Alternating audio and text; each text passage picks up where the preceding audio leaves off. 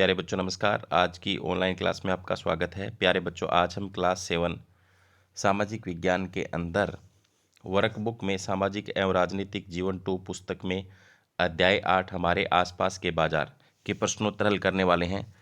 तो जो बच्चे चैनल को देख रहे हैं या जो बच्चे जिन्होंने पहली बार चैनल पर विजिट किया है, वे चैनल को सब्सक्राइब कर लें और अपने साथियों को शेयर कर दें। तो शुरू करते हैं आज की क्लास में। पहला प्रश्न, नीचे बने चित्रों की पहचान और नाम लिखो। तो पहला चित्र मोहल्ले की दुकान है परचून की, दूसरा सोमपी कॉम्प्लेक्स या मॉल आपको दिखाई दे रहा है और तीसरा जो है वो चित्र है साप्ताहिक बाजार का, जो कि सप्ताह में एक बार लगता है आपके गांव या कस्बे के अंदर। आगे है, नीचे लिखे वाक्यों में एक या दो शब्दों में उत्तर दो। घर के पास दुकान जिसमें दैनिक उपयोग की वस्तुएं मिल जाती है मोहल्ले की दुकान कहलाती है। ऐसा बाजार जो सप्ताह में एक बार लगता है, विभिन्न प्रकार की चीज़ें एक साथ मिलती है, साप्ताहिक बाजार कहलाता है। शहरी इलाकों में पाई जाने वाली बहुमंजिला वातानुकूलित दुकानें जहां पर अलग अलग तरह की चीज़ें मिलती हैं, मॉल कहलाता है।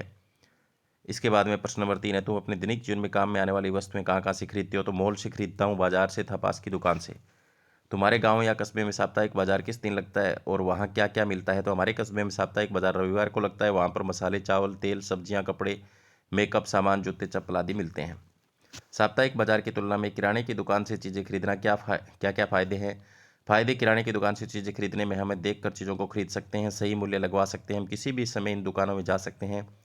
दुकानदार और ग्राहक एक दूसरे से परिचित हो जाते हैं तो उधार भी ले सकते हैं।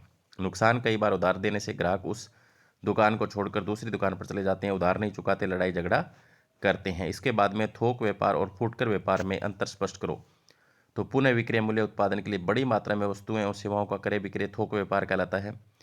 जब क्रय विक्रय कम मात्रा में हो तो साधारणतः उपभोक्ता को किया गया हो तो इसे फुटकर व्यापार कहते हैं। तुम्हारे यहाँ मंडी में कौन कौन सी वस्तुएं मिलती हैं, इनकी सूची बनाओ और मंडी को तुम क्या मानोगे, थोक व्यापार या फुटकर व्यापार?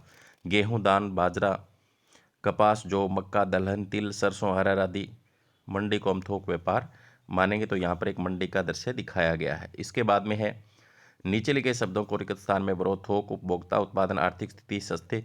वे लोग जो वस्तु के उत्पादन और वस्तु के उपभोक्ता के बीच होते हैं उन्हें व्यापारी कहते हैं।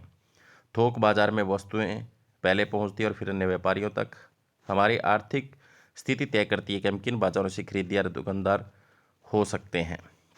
साप्ताहिक बाजार शॉपिंग मॉल की तुलना में सस्ते होते हैं। आलू उपभोक्ता तक कैसे पहुंचता है, इस प्रक्रिया को नीचे बताया गया है, पर घटनाओं का क्रम सही नहीं है, क्रम को सही करके लिखें। तो यहाँ पर मैंने सही करके लिखा हुआ है। एक में आएगा, यह किसान आलू का खेतों में उत्पादन करते हैं। दो में आएगा, द ट्रकों में लदे वाले थोक बाजार पहुँचते हैं। और 3 नंबर पे ब आएगा, थोक बाजार में एक बड़ा व्यापारी 100 किलो आलू खरीद लेता है और उसे अपनी दुकान पर ले जाता है। और इसके बाद में 4 नंबर पे ए आएगा, मोहल्ले के दुकान वाले और साप्ताहिक बाजार के विक्रेता बड़े व्यापारी से आलू खरीदते हैं। इसके बाद में स आएगा 5वें नंबर पर, मोहल्ले के दुकान वाले और साप्ताहिक बाजार के विक्रेता उपभोक्ता का आलू बेचते हैं। इसके बाद में है प्रश्न नंबर 8, क्या तुम्हारे शहर कस्बे में पशुओं को खरीदने बेचने हेतु बाजार लगाए जाते हैं? यहाँ तो कब लगाए जाते हैं? इन बाजारों में कौन कौन से पशुओं की खरीदारी होती है? हाँ, हमारे शहर में पशुओं को खरीदने बेचने हेतु बाजार महीने के पहले और तीसरे शनिवार को लगाए जाते हैं, जिनमें गाय, भैंस, ऊँट, बकरी, बैल आदि पशुओं की खरीदारी होती है। साप्ताहिक बाजार, शॉपिंग मॉल, मोहल्ले की दुकान, इनमें से तुम कहाँ से सामान खरीदना पसंद करोगे और क्यों? क्योंकि सामान सस्ता था, उचित रेटों पर मिलता है, तो मैं साप्ताहिक बाजार से खरीदना पसंद करूंगा। ऐसी कौन सी वस्तुएं हैं जिनका उपयोग हम सीधा नहीं कर सकते, किसी अन्य उत्पाद के रूप में काम में लेते हैं? जैसे कपास काम में नहीं लेकर उसे बने कपड़े काम में ली जाते हैं। इसी प्रकार के अन्य उदाहरण हैं। तो गन्ना से चीनी और गुड़, धान से चावल। इसके बाद में नीचे लिखी चीज़ों को खरीदने के लिए कौन कौन से बाजार जाना होगा, तालिका में भरें।